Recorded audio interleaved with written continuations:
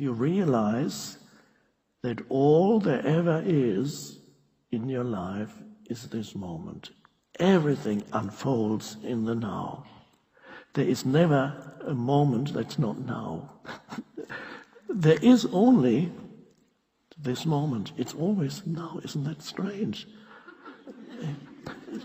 But people live as if the now were not a desirable place. Some other now is the desirable place, but no other now exists except this one. So this is an enormous realization and awakening that all you have in your life, and this is why it's so precious and of such vital importance, all you ever have is this moment. So you might as well have a good relationship with this moment. You might as well become friendly with this moment, because after all, that's all there ever is. And if your mind pattern is one of antagonism towards the present moment, denial, antagonism, then your entire life, you miss the whole thing. You basically miss your entire life, because even when you're 75, 80, 85, you still, in some way, you've waited to start living. And it was always going to happen any moment now. It was always going to happen. And the last thing that you wanted, you were looking towards retirement. That was the big thing that was going to come. So your whole working life, you stared at the clock in the office, reaching, when is it, 5 o'clock, or whatever, in whatever way you denied the present moment.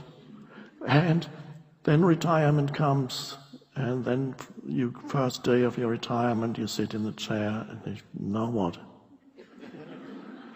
And very soon, where's your identity? You don't have the other people don't tell you anymore who you are. The function that you had is gone. There's nothing left. What am I going to do with myself? And that's the reason why actually many people die soon after they retire, because life has become totally purposeless.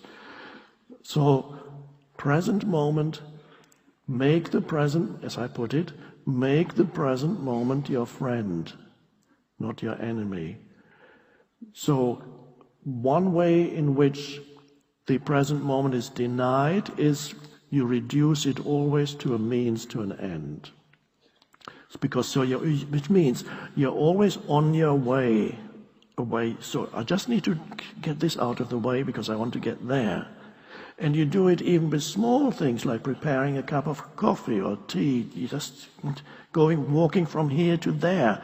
How much time do you spend moving the body from either by walking or by driving or by sitting on a bus? How much time of your life do you spend moving your body from point A to point B?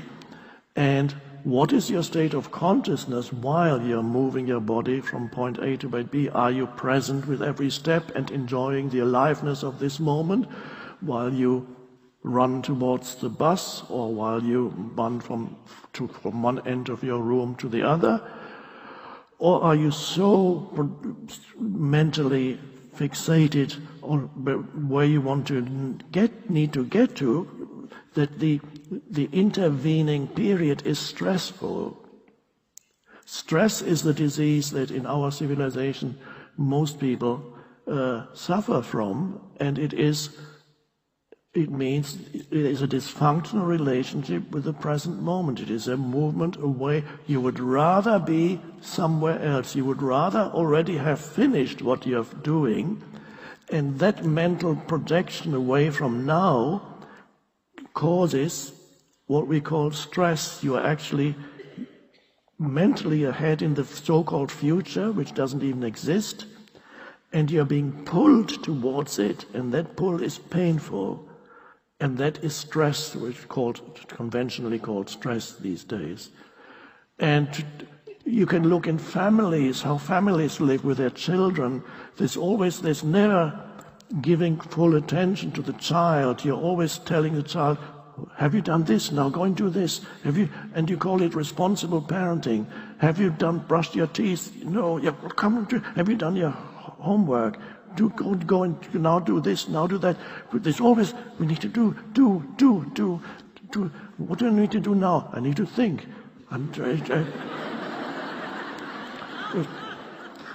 And so you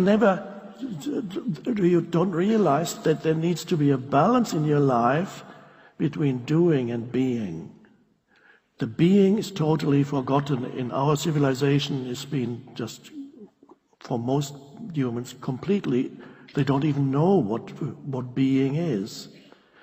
Now, being does not mean that necessarily you stop doing completely, although as you first experience being, it might be associated with meditation, it might be associated with sitting still for a moment, but being and doing can actually coexist together when you are not being mentally pulled away from the present moment. I can move from A to B and walk fast and be present with every step and enjoy the intense energy of moving my body from A to B, and I'm in the present moment.